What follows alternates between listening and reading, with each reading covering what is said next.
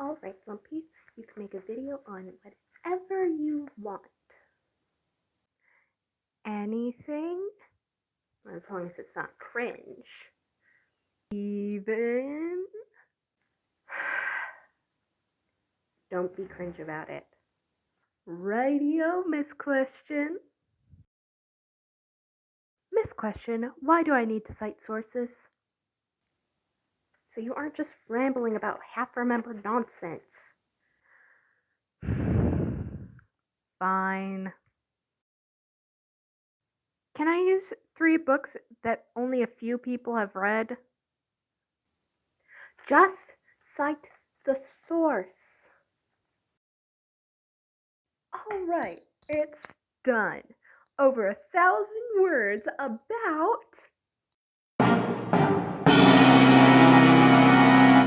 Hello, my fellow rockabillys. I need to come up with a better name. Yes, though I might not be the first person to write an 8-paragraph essay about Pufnstuf, I am the first to talk about how, in our modern age, you should still watch it. And you should. That's my thesis. You should. It's an iconic piece of children's television. It at least in part inspired the insanely popular internet series Welcome Home, as well as being the base for musician Pogo's most popular song at time of writing, Living Island. Yet, when asking around, very few people in Gen Z know about it. I remember asking a girl about it, and she said, "Oh yeah, a YouTuber's husband used to watch it." If it has inspired at least 2 popular things from our Gen Z shared mind, why don't we pay more attention to it? H.R. Pufnstuf is often called a cult classic, but as stated before, it isn't on the same level as Rocky Horror Picture Show. It was popular upon its release in September of 1969, getting rave reviews from magazines such as Variety, and being the top of its Saturday morning time slot. Pufnstuf was TV's poster child, having the character of Pufnstuf appear on Saturday morning reviews, on cereal boxes, and even being ripped off by McDonald's. It was remarkably well crafted as well. The creators spent over $1 million of their own 1969 money to make this show a reality. Most of the budget went to sets and puppets.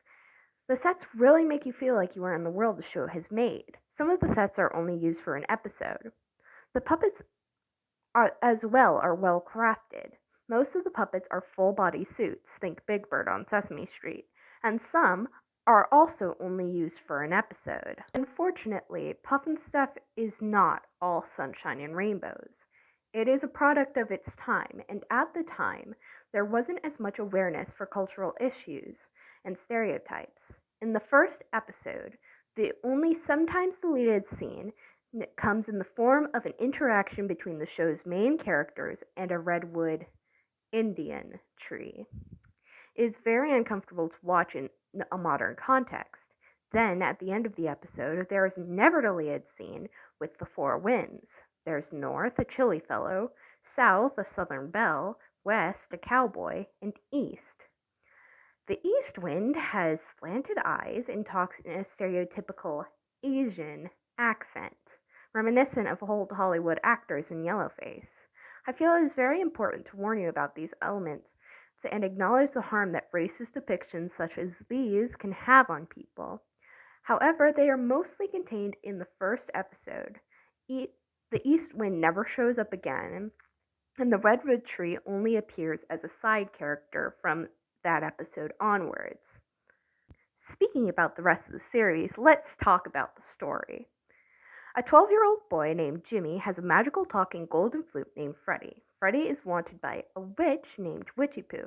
They are saved by a friendly dragon named H.R. Pufnstuf, and they all live in cartoon harmony on Living Island, where everything is, yes, alive.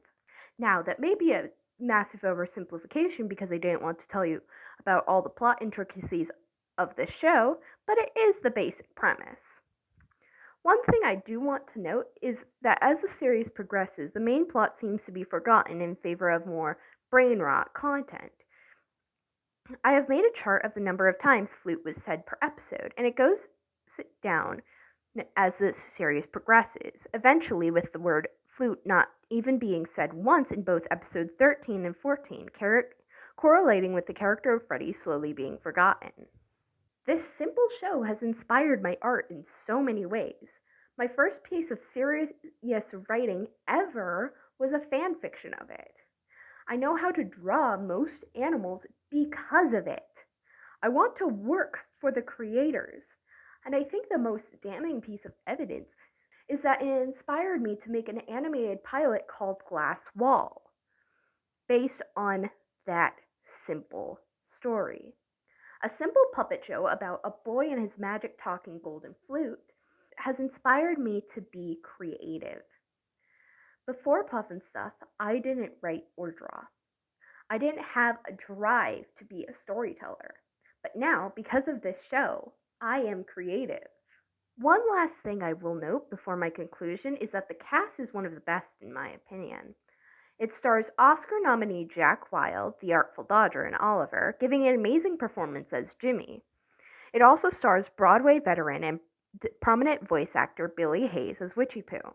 She would go on to play a male drag character in a different show, Lidsville, and she was a nice person in real life as well.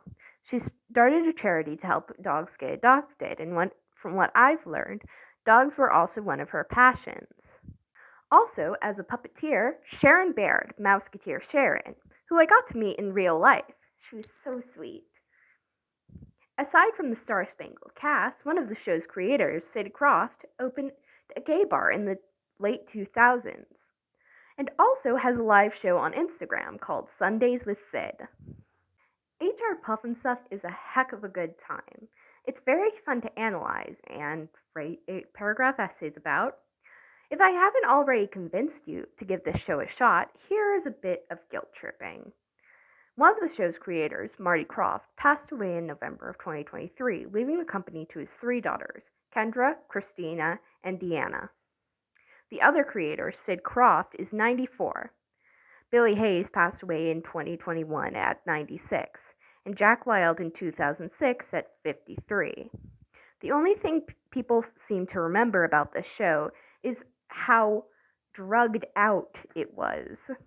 Sure, it was psychedelic and Sid did smoke weed, but so much more than that. It's a piece of art, and one I hold very near and dear to my heart. Please, if you could spare 30 minutes, watch episode 2, The Wheelie Bird. If even just to humor the fact that I only have one other person IRL to talk about this with. Wow. That was surprisingly uncringy. I guess, wow. I guess I'll go watch it now. Ha ha, success! I got someone else to watch it. Well, that's been your alarm clock call for the day. No witch in sight. Feel free to carry on with your day. You'll get that joke if you watch the show.